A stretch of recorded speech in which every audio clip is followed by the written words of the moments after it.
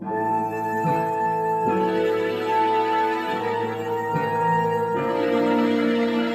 back to another episode of It's All Been Trekked Before. This time, it's a balance of terror. It's the Romulans. So I know you're ready. You're hunkered down. You're ready for battle. But after this is done, after we get through this balance of terror, check out a couple of the other shows on the IABD Presents network. It's gonna sound like it's a new show, but it's really an old show. The name has changed, but the show's the same. The Oscars are my Super Bowl are now. Amanda's Picture Show, A Go-Go. Listen in with Amanda and her guests as they check out movies and they discuss it at length. And sure, the name has changed, but she's still talking about an award show that awards the best movies, and it's given out by an academy.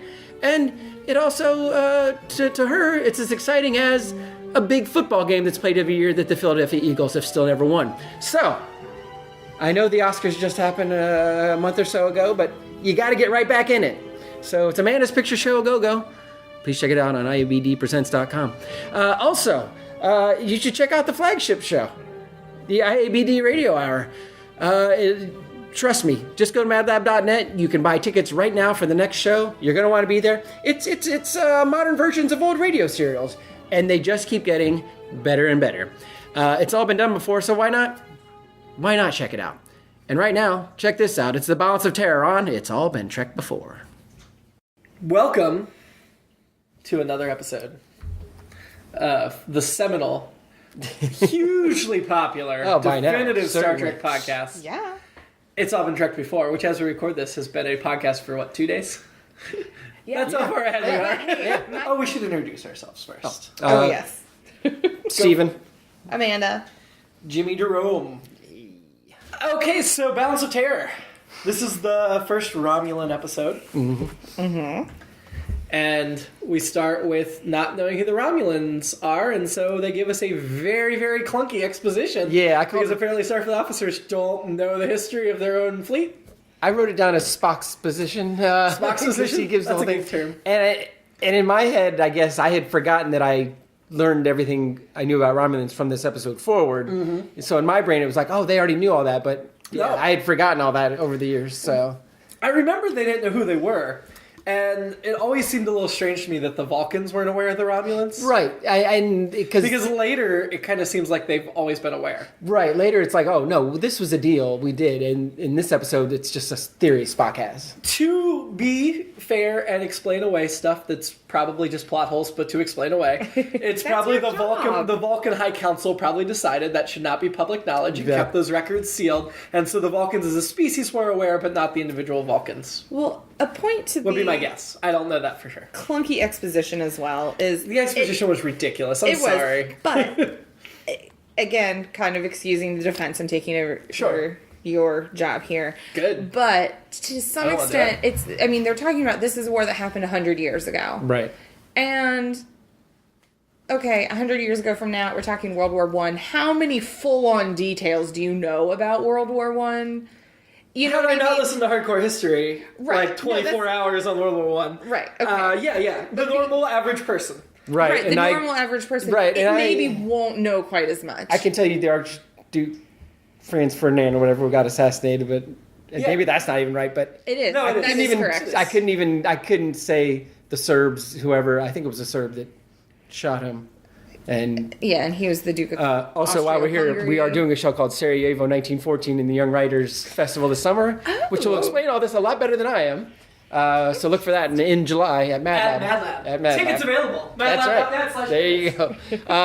But I guess that's a fair point because again, in my mind, after watching all the other Romulan stuff later, it's like, oh, this has been an ongoing conflict, but. Mm-hmm.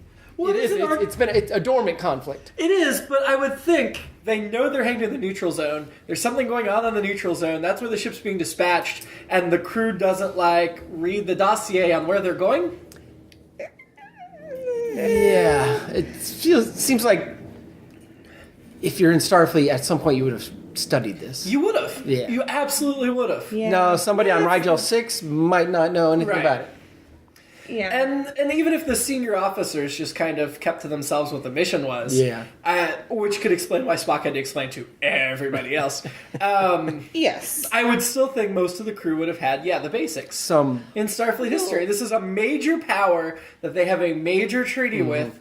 It's going to be something they cover in that 4 years at the Academy. This is definitely a submarine battle episode. Oh, yeah. I made some notes about submarine battle. So, taken from that perspective, it was a good submarine battle episode. It had the good tension, the good tone, the good style. Of course, vacuum of space doesn't quite carry sound the way water would. Right. Where in the submarine, it would make sense to be quiet because metal echoing, banging could travel through the water and their sonar or whatever could pick it up. In space, turning off your station and not banging on a piece of metal is not going to do anything.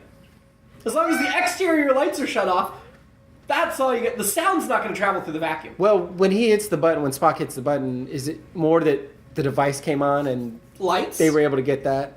I took it as like they got a reading that they fired something up.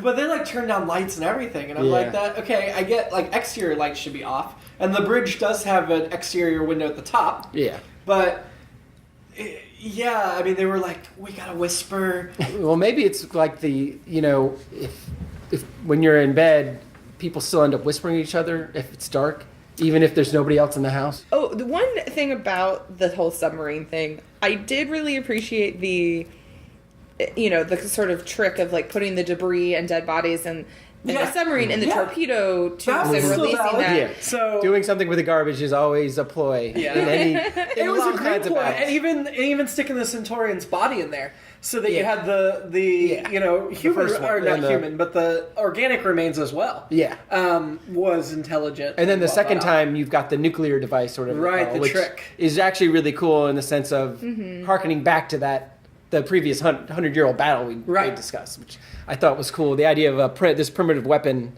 and for a 60s audience, that's a pretty badass weapon. At that point, it was, and that's where the actually balance of terror.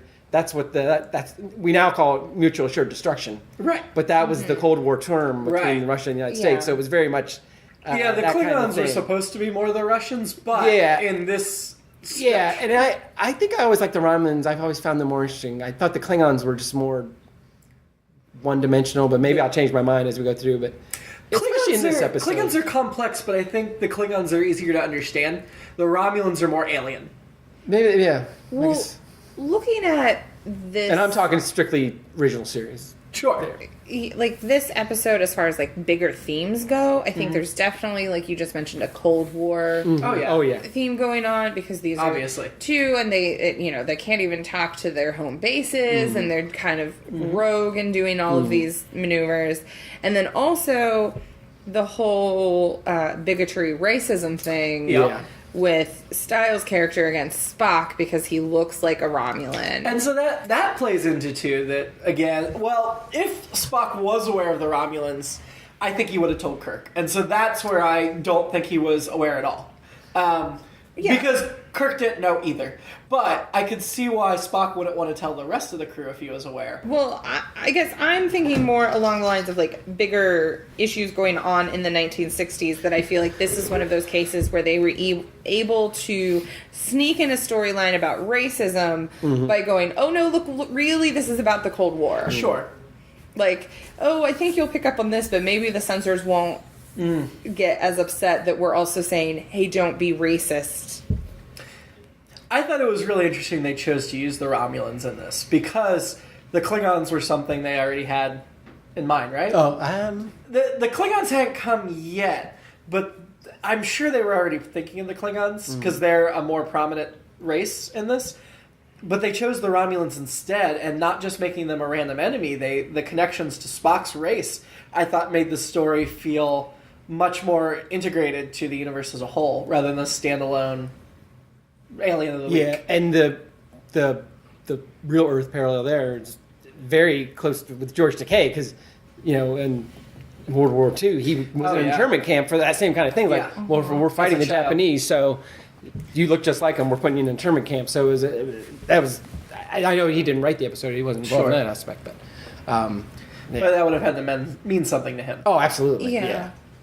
Well, and I think it's also interesting that this is the most time that we have spent on an alien ship. And with the characters. And we were definitely getting to know them. Getting to know them and their backstory, even though they were never presented as like, oh, you should like them too. It was like, oh, these guys are a little too militaristic. They're more militaristic, but I think they went to great lengths to make us sympathize and like them too. Because the Sean Connery-esque character in The Hunt for Romulan Tober, Mark Leonard, he kept comparing himself to Kirk, and Kirk would compare himself to this Romulan commander, and so I felt that parallel. And then when we saw the Romulan commander care about the Centurion, and the Centurion sacrifice himself to save his commander, I thought they went to great lengths to make those characters sympathetic and to make us. Because I didn't find that as sympathetic as much as this is more about an internal battling of the minds and military maneuvering. I didn't look at it as. Well, I think sympathetic character. If it was just comparing the two commanders, I would say that, but I think adding the Centurion and that little bit of a side story is what makes them a fully fleshed out race and gives you that sympathy to them that, hey, this show could just as easily be about the other side. Yeah, that's a fair point. I think I was too distracted by their blanket. And the whole Mark Leonard's Romulan commander early on saying, why do we have to keep killing each other? Why can't we just find peace? And when, he was anti-war, even though he was blowing up the Starfleet bases under orders, but he did not want the war. He did not want to attack. And he even says something about he wishes that his ship would get destroyed. Right. Yeah, and... So, no, I think very clearly these were not just flat villains. These were characters we could get into their heads and understand them. Well, and you get him saying that, and then later you see... for once, some of that vulnerability of Kirk, like, am I making the right calls and stuff, and it's weighing heavily on him. And, he's still got some of his bravado because he's Kirk, and he's like, why me? Why am I running the ship? And I know we're all thinking, because you're Captain Kirk. You're Kirk. This is what you were born to do. I think that's a line somewhere along the line. But anyway, for once you do see some of the vulnerability. Am I making the right decisions and all that kind of stuff? Well, and interesting that at the end, Kirk was trying to take the survivors on board, which the Romulans refused because of their code. But at the beginning in the Spock's position, they talk about how these were times we couldn't take survivors aboard because of... Yeah. Which at the time, if you don't have the foresight of knowing that later he would try to rescue them, and I remembered that part, but if you don't have that foresight, it seems just a way of them explaining why they don't know what they look like. Right. But it had that other meaning when later he got to offer that. Well, and that... to just the whole idea of them not knowing anything. I mean, going back a little. Very blind. Yeah, very blind. And, I mean, when it goes into the heavy exposition of, remember, we didn't even have screens yet. We couldn't. Position. Use the correct term. Spock's position. It always makes it sound like you're saying Spock's position. Same thing. But he doesn't have emotions, so his position is the facts. Makes a point of we couldn't see even that we didn't have screens. It was primitive technology and primitive ships. And I'll admit, because I have not watched as much of the original series as you guys have, but not for long. But you will soon be able to say I have watched as much as you guys have. Yes, but I have seen a fair amount of Star Trek, and when they're like, is the ship invisible? I'm like, yeah, of course, Romulans have invisible ships. And I was like, all right. No, we didn't know that. We didn't know that yet. And then the Klingons will get them later. Yeah. And Starfleet doesn't end up getting invisible ships till Deep Space Nine, and even then it's a special treaty. It's only allowed on one ship. It's a Romulan cloaking device. It's this whole thing. I was trying to remember I know we visited the cloaking device later, obviously, but in the original. In this show specifically, was it a way to not have to show as many shots of the ship? I don't think so. I think it was just an interesting storytelling device. The submarine thing. And later on, it becomes...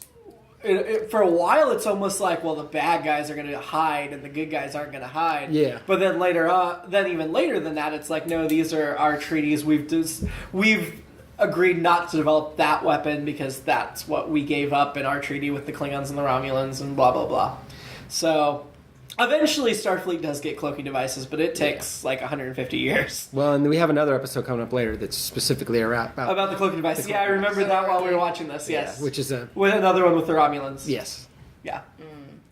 Yeah. Now, we know Mark Leonard's commander was not Spock's father because he died in this episode. Well, of course. But it is odd that Mark Leonard, who is most famous to at least Woos and I, Steven and I, as playing Spock's father, is the Romulan commander, especially because with the makeup and the ears and everything, he looks just like Spock's father. Well, and also, I got confused for a second because you guys kept going, Spock's father, why is he there? Right. And they really, and this was a little bit heavy-handed, where it's like, everyone must react to the vision of the Romulans, and then look at Spock, and then look back at the Romulans, and then look at Spock. And let's show a couple people twice. Was it not till season 2 he shows up as Spock's dad? Yeah. It's not very long. It's a year, though. Right. It's 20 episodes, maybe episode 38, 37, 38. IMDb is not going to have that number readily. I'd have to jump in. But yeah, he only does he only do one episode? Just of the Journey to original? Babel, yeah. Journey to Babel, and then he does one episode of the animated Oh, yep. as Sarek. Yeah. And then how many of the movies was he in? He was in Most of motion them. picture as a Klingon. And then He in a couple was, of the, I which think, is crazy. But at least then he had makeup. Yeah, but you he could- played he was Spock's almost dad in like a 3, 3 and 5. 4, and 6. Yeah, Okay. I know he's in 4. maybe they didn't realize it 50 years later. We would be sitting around scrutinizing every No, they episode. wouldn't, because But they that- had no concept of home video. So A year would they're have been like, long enough to forget. you know what? Most people aren't going to notice, and if they Yes. do, whatever. I think that's a very correct way of seeing that attitude. Like, we watched it with the new effects, but then watched a couple of scenes with the old effects. Yeah, that was interesting. We can talk about And- that here in a second. Yeah. But I'll let you make your point first. But basically, the same point of, we paused at one point when it was a flash, and you could see where it was clearly like a flash bulb, and you could see the Some weird details that shouldn't have been in details, space. Yeah, that shouldn't be in space. But they didn't know. That was actually the hand of God, is what you saw. Oh, right. Yes. Blew a hole in the universe. I mean, I noticed it they when we were didn't know. watching it at normal speed, but I would have immediately forgotten and moved on had we Right. could They we didn't not know, have got but we back. would Yeah. go back and like pause, Right. pause. There it is. Every frame has to be perfect. Yeah. Yeah. Why not, Amanda? They had no concept. Why not? So yeah, let's talk about some of the effects, because we made a point of looking at both of the big in the big effect scenes. Yeah, I thought the comet, I barely even remembered it from the original time, but this time around it looked Well, really cool. this time around we saw like rocks and things coming off the back. There were details that when we looked at the old effects, it's just a blur. Yeah.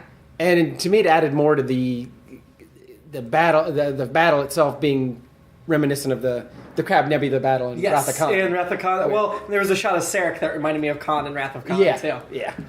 Well, there's a lot more depth as we saw, like, because we specifically looked at the Romulans firing, Yes. and it looked very similar, but there wasn't as much depth. Right. And then also the phasers Were Yeah. stupid. were very much like pew pew instead of like whoo. Yeah. Like Although with the new effects, I couldn't just figure out why the phasers were then like exploding in empty space, and then they were also rocking the Romulan ship. Well, which yeah. seemed odd. I had the The same phaser thought. behavior seemed off. It seemed like if it was going to hit like that, it should be only when it hits the ship. If this were a submarine story, yes, your weapons would eventually explode right. if they don't hit anything, and the shockwaves through the water would rock the ship, but this is in space, so Right. neither of those things work with physics. Well, I think Physics. part of it has to do because they even say when they're running away from the Romulans originally attacking the Enterprise. Sure. Oh, there's a range. There So is, I wonder but, if to some extent they're dealing but with your the range phaser of would just the phasers. dissipate, not explode.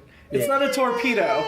It's a phaser. But they're Torpedo's different. And Although their analogy- that does raise the question: why didn't they use their photon They torpedoes? didn't have them in this episode yet, I guess.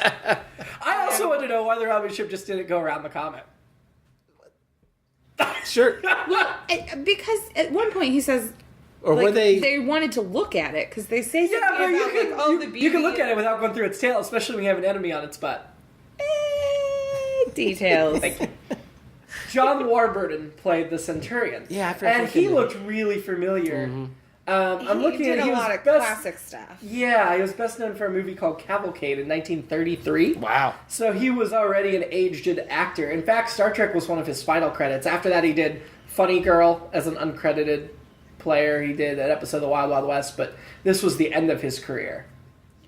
So basically, I think the helmet, the way it was like kind of smushing down his nose Look and even stuff, more. it made him look more like Adam Driver. Because Yeah. if you look at him in other pictures, he doesn't look as much like Adam Was the idea Driver. to give them all, make it look like they all had Roman noses? Because I think so. Romulan is an offshoot of the... That's the Centaurian. Praetor. Praetor. Yeah. They used a lot of and the helmets were clearly just a way to get around them doing all of the ear makeup. Oh, yeah. The helmets also had like the weird like burlap blanket thing going on underneath Yes. the helmet. Oh, it's and probably then- for comfort, yeah. Yeah, and their whole... Comfort. Burlap. That's what I think of. Well, yeah, come on. My head's not itchy enough. Give me some burlap. It looked like they were wearing like bizarre burlap kind of like houndstooth blanket things. But they were also almost styled like togas, except instead of being bare underneath, there was another material. And it was another blanket. Yeah, another blanket. I mean, they're... but there's more of the Roman connection. Right. Yeah. But And the Romulus Remus, which was Romulan and Ramai? Ramai? Ramai, yeah. Yeah, that was weird, because the Romulans have the twin home planets, Romulus and Remus. But on the star map we saw on this one, Remus wasn't the name of the second planet. It was So like Ramai. did the or something. Romulans once visit Earth during the Roman Empire, and that's how they got Clearly. decided to do all that? That's just how they translated Yeah. everything. You have to have Earth-style frames of reference. Sure. So when they spoke their language, they just translated it Roman. Oh, okay. They're like, Romulan, that sounds like Roman. They have most of the same letters. close enough. They just put a UL actually in every word. And what they don't every show us is it's descriptive word. all spelled in Greek. But just to mess with things. But even like their little like pink and blue, toga-y things literally had like fringe hanging off the They back. did. It just, I couldn't get over it that it looked like blankets. It did. Blanket togas. Yeah, blanket togas. Winter togas. There you Winter go. togas. Winter togas. It actually It's reminded cold in me space. a lot of like the shawls and things that my mom wears during the winter. And Maybe she's most secretly of a the year. Romulan. She's secretly a Romulan. Because they thought they were Romulan spies on the ship in this episode because they didn't know what Romulans look like. So they're like, maybe they infiltrated us. Yeah, I also like how that's never like followed up on Because there weren't Romulans. Well, that's not true. They did. I think in the next Stay generation, alert, right? In the next generation, didn't they have Romulan spies that had the ears surgically altered so they could infiltrate? Well, trying to think. If it wasn't next gen, it was Voyager or one of the spin-offs. I think in the Romulan incident, it doesn't. Well, it kind of happens, but it's more of a joke. But when we get to that episode, Can I hit a couple more fashion things real Yeah. quick? I was going to say there's at least a couple more we Yeah. can talk about. the wedding. Well, yeah, sure. The wedding for sure. As Jim pointed out, wear the dress uniform. Right. They're all just in their There's regular. so few times that you would dress formally. Court hearings, of course, like the menagerie. But a wedding, they would have all been in dress uniforms. No, the only thing dressy was the feathers in her hair. I think they just didn't have the time and budget to make dress uniforms for the extra everybody. crewmen. Yeah. And so it would have looked weird to put Kirk in it and not have the extras. Especially since, because I noticed, and as you noted, this was the theater from Conscience of the King, just refashioned. Yes. This Which is episode of fine, Chapel. that makes sense, And that's then, where they have it. and then Yeah. right after that, it was a disco that night. It was Yes, planned to be a disco sure. party that night at the Multi-purpose room. I say disco, but whatever, disco. They Space said it's disco. dead. Space disco. It's never going to die. But I noticed in that theater scene last time in this is when they get all the young and even more diverse crew members. Yes, there was much more Yeah. diversity amongst the crew at the wedding. But again, not very big attendance. It was mainly going to be viewed outside the room, Right. Because they had that big bulky camera right. that Scotty hooked up, And And it that's, said I it love would that be- Scotty's the guy who has to hook it up. and he also served as the father of the gave away the ride. They don't have and maybe that's why. I was going to say, don't they have an AV? He said it would be viewed in the quote-unquote hearing suites.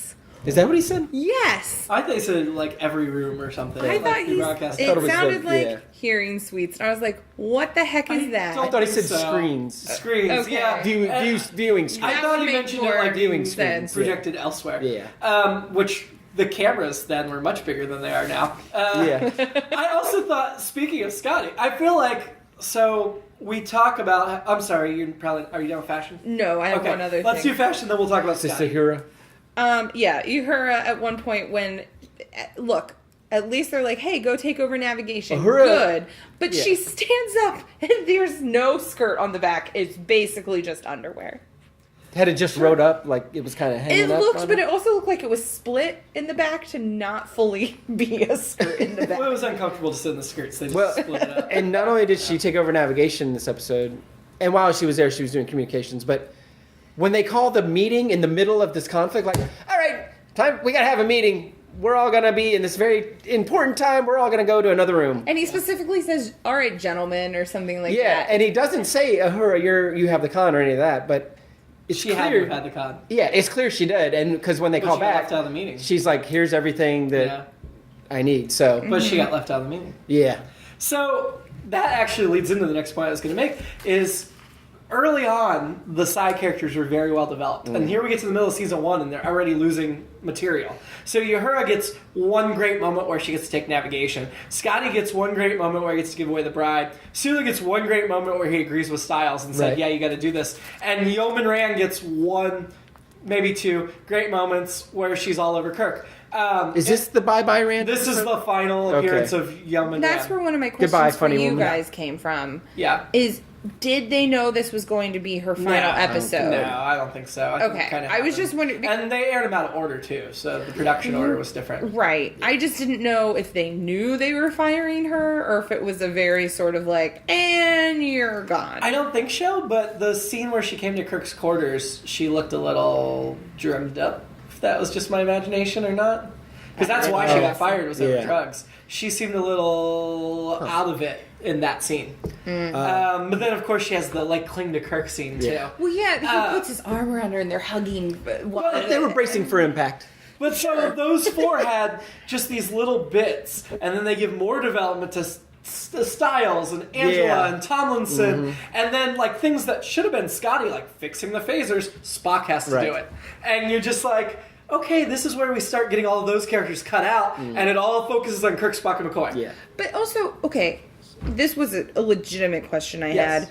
Why does a circuit blowing up on the deck, on the bridge, why does it somehow affect the phasers firing decks and decks and decks below? They have to push the button on the bridge to fire the phasers, and that's a lot of wiring. Well, but they push them on the bridge, and then they also have to push the button down the phaser. That just blinks down the phaser and to push a button again. But that's where I was like, wait a second. That's how it works in the original series. I don't know why. Yeah. Okay. You have to hit buttons on the bridge, then hit buttons down below decks to make it work, but they do it real quick. It happens in multiple episodes. It doesn't make any sense. Yeah. That's not how they do it later. Okay. But that is how they do it in the original. Because I'm just trying to understand, that's also not even how, Well, it's how submarines work. If they're going to fire a torpedo from the bridge, you're radioing or signaling down to the room. They're loading the torpedo. They're firing it. So I get that. But in the original, but a starship, it doesn't need to be. But there's a difference, and yes, between phasers and torpedoes. Yes, but in this episode, as we pointed out earlier, they didn't. Yeah. The torpedoes act like and the phasers act like torpedoes. In general, even. I don't know. Yeah, maybe in a submarine, but this isn't always compared to a submarine. There's even talk about Kirk saying, oh, I wish I were on a ship on the water right now. Mm-hmm. And when they say to fire things, on a ship, they're not fire, fire, fire, fire, fire. Oh, now it's being fired. It's not that many levels. And this was technically based on, the Navy, so I guess that's why I'm a little just I don't quite get it. I see what you're saying, that they don't do it later on. But Roddenberry, what were you doing? When they were updating the effects, why couldn't they have updated the galactic Google Maps? Right. That's not the kind of thing they update. I know. They have a limited budget. I wish they would. I do too, because that readout was ridiculous. That was terrible. So terrible that Amanda didn't even see where the Enterprise was the first time. No, I didn't. I'm like, what? I didn't either. Amanda's what's the difference between the two maps? So I was the blinking light. I had, but it took me a while too. I was like, there it is. I'm like, this looks exactly the same. I'm not used to such primitive maps. I Googled when did the first female enlisted sailor serve aboard a United States submarine? And the answer is 2015. There you go. Seriously? Yep. Seriously. Yep. The USS Michigan. That just makes me more disappointed in our country. I I didn't think it was by the 60s, but I did not expect it to be was last like year. 2 years ago. Yeah. I'm sorry. Oh my god. This was January 2015, so 2 years ago, yes. Oh my goodness. Yeah. There's a reason ridiculous. the Village People sang in the Navy. Well. My alternate episode is maybe it's been done because when It's all been done. well, this is true. I would love to see the previous Romulan conflict. War? Yeah, because I don't think that was yeah. featured in any of the. No, because Enterprise was less than 100 years ago, Yeah, almost slightly. so- But yeah, it would have been I after think that war. would be cool. Maybe you need to call up Paramount and be like, "Hey guys, Paramount is now CBS. Yeah, Oh, we'll yeah. see. Discovery, the new series, is only like 10 years before this, so it still would have been after the... Yeah, I guess there can't be any Romulans in Discovery. let's hope they remember that." I guess I was not a plot point in the 2009 movie that they didn't know what Romulans were. That should have been a plot point. I guess in the Kelvin It's been universe... a while since I've seen I guess in it. the Kelvin universe, maybe they re-encountered Romulans earlier. Well, I thought it was sort of like, what the heck are these guys doing? Maybe when they came through because they were future people, but there wasn't when the main timeline of that movie, they didn't encounter Romulan and go, "What the hell are you? Why do you look like Spock?" My only thought is, why are you Eric Bana with tattoos on your face? Yeah, I guess Eric Bana looked so much different than Spock. Maybe Yeah. they didn't make the connection at that time. That's probably Yeah. why everyone didn't stop on the bridge and take a look at Spock. I do Yeah. think it's interesting that the Romulan ship has a bird of prey, but it sure looks like an Earth bird of prey to me. Yeah. Yeah, Well, again, it's it that doesn't- whole Roman thing. Well, also almost shades of Nazi there. Yeah. Oh, yeah, Yeah. definitely. Second episode in a row where we're getting shades of Nazis. Oh, there's plenty of that in this series. There's no shortage of Nazis. Well, like we said, it's only, Yeah. a little over 20 years after. so that would have all still been in the minds of the And people. speaking of looking at Spock, when they all look at Spock, and then when he says that the Romulans are trying to go home or whatever, and everyone looks, I look at all the crew members in the back, the guys because they're all looking too. It's, I'm always so dramatic. in my mind. I'm always trying to imagine how many more crew members we're not seeing around those parts of the bridge. On Universe Journey, there's at least 12 people on the bridge at all times.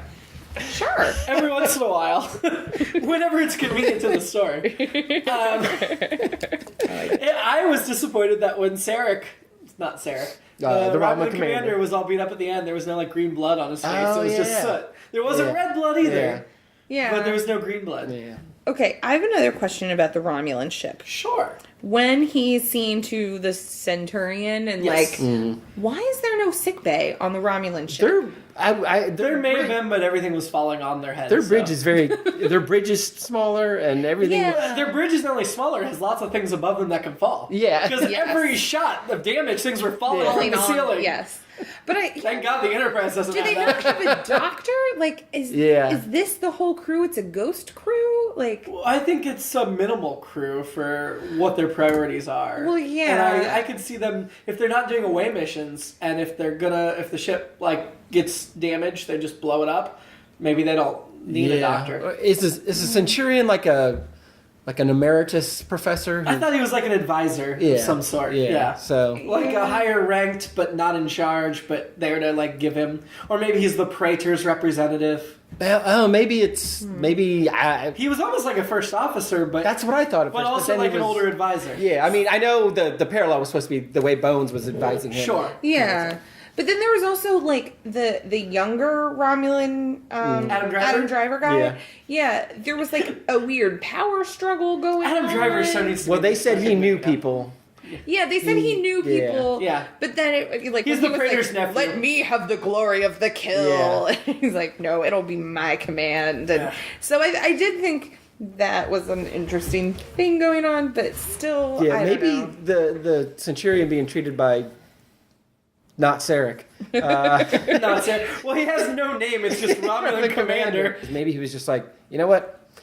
We have other people that we're going to need that are younger and Yeah. are going to be healthier. We need to work on and get better. I'll tend to him. Yeah. Although Adam Driver Romulan says, well, let me tend to him. You do whatever you need to do. Yeah. So I don't know. It's curious. Maybe probably the main reason is they didn't want to build another set. That might be part of it too. That's Well, the doctor picked him up on the bridge. practical side. That too. Yeah. He could have worn a helmet too, so they have to.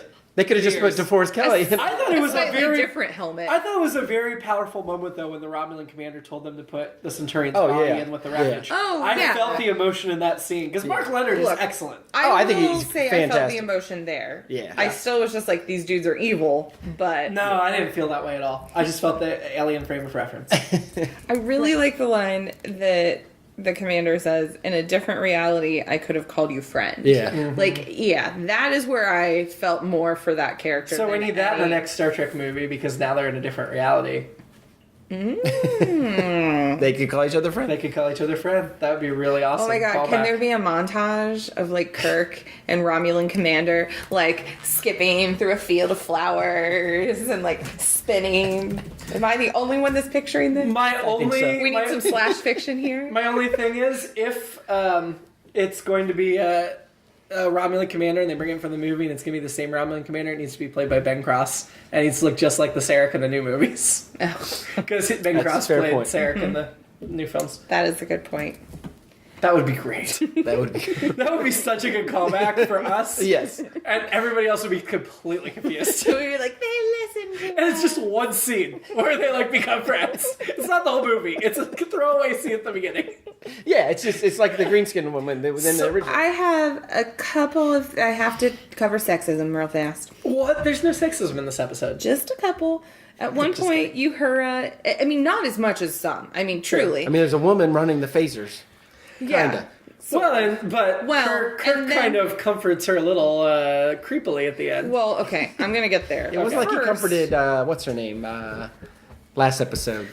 The widow yeah. of his His friend. buddy, yeah. Yes. He's really into comforting widows. Look, That's his move. That's one of his I'll moves. just jump in there. They even had like the music they were playing was like what they play when it's like kind of romantic, sexy, and then I was like, oh, this is so. Well, the camera she's a angle widow. the camera angle of her looking up at him had that. Yeah, Yeah. it was. They're creepy. widows. That doesn't mean they're going to stop having sex. Well, no, but give him a week to mourn. give him more than You gotta 20 move or on. a day. Hey, he's got a starship to run. They need to move on with their lives. Oh my god. It was just, Hey, yeah. to be fair, going back to Conscience of the King, she was like, well, now he can be at peace. Yeah. And she just put him on the couch. So clearly, It's true. That Well, one, that's I'm true. giving him a little more Angela play. was like, I understand, I'm going to be all right. So these women are resilient. She was strong. That should be a point for Star Trek being feminist. Yeah, she was like, No, that's I got to go true. get back to my phaser post. None of them were just weepy, I'm going to sit here and cry because Yeah. my life's over. No, but part of that could also be that when she was like, oh, you're not getting off the hook from getting married, and his response was, well, I'm still your superior officer right now, and maybe at that Yeah, point that's she a little was like, sexual harassment. yeah, I'm done. Like, maybe that she Yeah. was already like, maybe I'm rethinking this whole wedding flowers in the hair thing, because that was one of my sexist comments, that it was like, I understand they were trying to do like a playful moment, Yeah. but it went instantly, instead of just a playful thing, into like, I'm your superior officer. And I think that is a difference between men's viewpoint at a certain period of history, which lasted up until a couple of years ago. And it's coming back. I wouldn't say it's coming back. I just think the people that are still hanging on to it are now more vocal than they were because they feel it's slipping away. But I think a lot of men, even a few years ago, would not have seen that as a sexist comment, thinking it was jokeful playing around. So in the 60s when they wrote it, they probably thought it was joking playing around. I'm not saying it's joking playing around. I get what you're saying about I it. almost think even the joke went even further, which was, well, for now I'm the boss, meaning once you get married, the woman's the boss. boss. Yeah. There goes my life. You're going to be in charge. I got to enjoy it while I can. Yeah. Yeah. And Old actually, ball and chain. I just thought of my second alternate episode. Okay. I would like to see the bachelor party for what Tomlinson, was that his name? Yes. Yeah. Yeah, I also knew with Spock. Spock, he would have been getting along with Spock then. Yeah. Spock would have figured out the best way to maximize their bachelor party experience at Sure. Starbase 4 or whatever. Spock's It line would have to been very Tomlinson efficient. about, I saved you because, that just was my logical... that was to style. To Style, sorry, Spock to Styles. didn't save Tomlinson. Sorry, you're right. because he he probably wants Tomlinson died. Spock. Probably Spock wants Angela. That's your other alternate exactly. episode. I mean, there's all kinds of it. Spock had an affair with Angela, but he didn't want to. They weren't sure what to tell Tomlinson. This is the Star Trek telenovela. So they didn't know what to tell Tomlinson, and then when this happened, she's like, "It's okay because now she can go to Spock's quarters and they're good. They got away with it." Well, speaking of Spock, there was one other slightly sexist thing that involved him. Spock is not sexist. Well, then why is it while Uhura is doing communications things, he has to just lean over and watch what she's doing and kind of put a hand on a button? Did he do that again tonight? Yes! To be fair, he also did it to Styles. He did, but Styles was being a jerk. And Styles was kind of like going like, we gotta have a war, like before anybody else was on Spock board. did this or Kirk did this? Spock. Okay. Spock leaned over Styles' station and also kind of, yeah. But there's there I could understand because there was like a power struggle, bigotry thing going on there. But Uhura was doing her job well, and then he's just like, I'm just gonna lean here. But this isn't the first episode he's done that to her. No, it's not, but I'm pointing it out. No, it's fair. And maybe I'm just imagining it or not or whatever, but when Uhura gave Spock the little floppy disk or whatever, Yeah. Those are awful. Those bother me way more now than they used to. The floppy disk? Yes. Yeah. But way more now than they used to.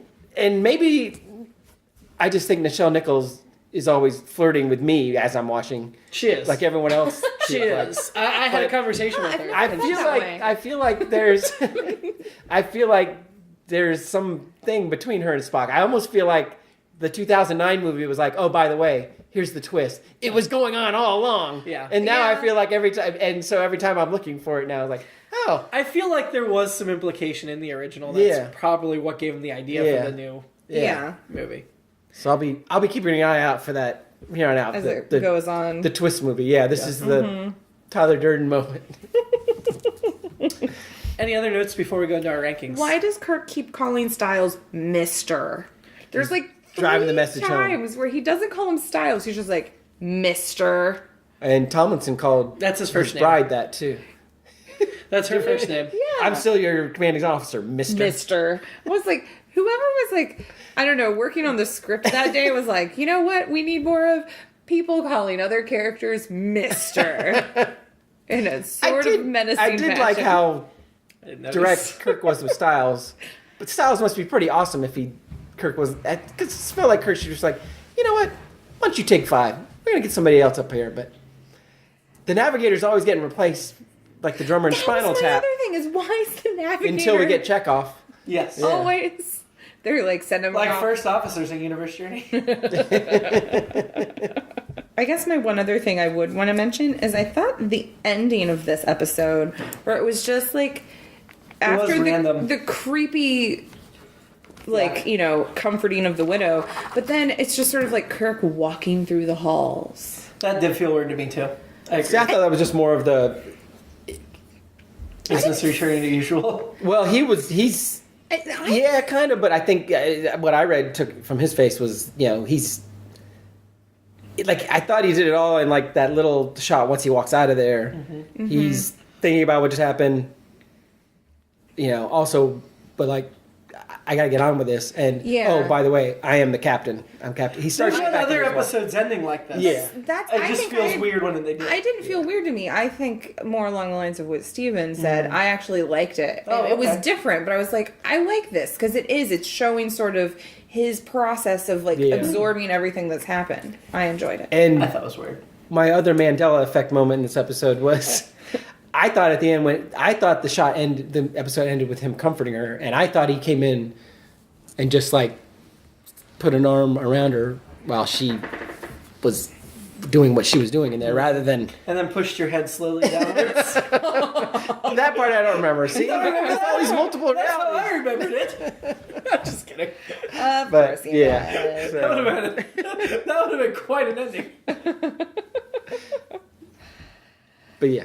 So that's the way I remember it, which I thought was really, and I still like the ending here. And I didn't think his hug of her was that creepy, but I think it was the music that made it, because it was like the I think it was the camera angle. There is the weird looking up at him, and I think they were going for he's the guy in charge and all that stuff, but well, So, ranking episodes. Let's do men and women first. Yes. I mean, the Centaurian was a pretty sexy woman, wasn't she? Oh, she wasn't a woman? Well, yeah, I thought she was meant to be a woman. I guess you guys can. I'm just kidding. We'll get into Romulan women again in some later episodes. Yeah, I don't think anybody beats my mystery yeoman. I don't think Angela knocks her off the pedestal. No, and I'm staying with Staying with Vina? Vina, yeah. From the start of the episode? Yeah. Yeah, I think I'm still gonna stick with Really? Pike. The Yeah, Styles? Styles is a jerk. What about our guy Tomlinson? Well, what he's about Mark dead. Leonard's Romulan commander? Well, so's Vina, really. Yeah. About Adam Driver? If it were real Adam Driver, maybe. You'll get a second But- shot at Romulan. Well, Star Trek Adam Driver. Star Trek Adam Driver, yeah. Yeah. Looking less like Adam Driver. Yes. Well, I'll Also with the rethink that ears. later on. Yeah. But yeah, Yeah, you guys got Pike and Vina stuck from the menagerie. That was really hard for us to break off the first time, our menagerie I'm characters. sure it'll Well, happen Except eventually. for Steven, because he went for Elizabeth Denner pretty early. Yeah. But man, that I had a hard time breaking off. I think when we rank these episodes and we rank these men and women, it should be by season. Every season we start fresh. Because Sounds I think good. we're I going to think have that's a fair. really good No, idea. I think. But then we could also rank seasons at the end. Then we like, can come back. is season Yeah. 1 better than season Yeah. 2?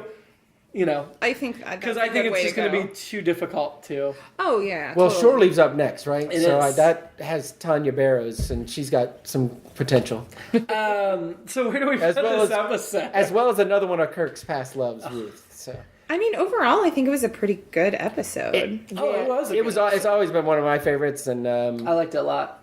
Well, let's start above or below Conscience of the King. I love Conscience of the King, but I also know it's my own bias for Shakespeare. I share your bias, That's so a I good would put it starting a little point. bit below. Yeah, it's fourth down. I figured that was a good starting Yeah. point. Yeah. I'd put it below Conscience of the King, personally. I would probably put it above, but But I would put it above Naked Time, which is the next one down. Yeah. So, Amanda, tiebreaker, does it go below or above Conscience of the King? Do we all agree it's below Menagerie? Because that kind of might make a difference. Yeah, I think so. Yeah, this is again where I'm thinking. I mean, we discussed this in the Menagerie, where the first half is definitely stronger than the Yeah. second half. Yeah. And if we had split it, I would say, First half would be up here, second half would be down. yeah, it would be like maybe in between. I do think if I'm looking past my bias Yes. of Shakespeare, this would probably be above. Okay, we'll put it above. But below Menagerie, then? Yeah. Yeah, I think so, because that Okay. first half is really strong. So this is now our number 4 after the 2 pilots and then this episode that butchered the pilots. Right. Not butchered, made heavy use Yes. of. Yeah. I think it's really interesting to me. I was not expecting halfway through season 1 for the 2 pilots to still be 1 and 2. Yeah. And the Menagerie to be 3. Yeah. Which is practically the pilot again. Right. Yeah. I mean, I'm trying to look at it more sort of like objectively too, because I loved Conscious of the King, and I was like, put it at the top. Well, and I think Conscious of the King belongs up there. I think, Oh, yeah. I honestly would have put Balance of Terror just below it, but again, I think it's that literary bias as well that you mentioned. Yeah. I think the episode, they were both strong episodes, so I'm fine with it being where it is. Anything else you want to say before we end?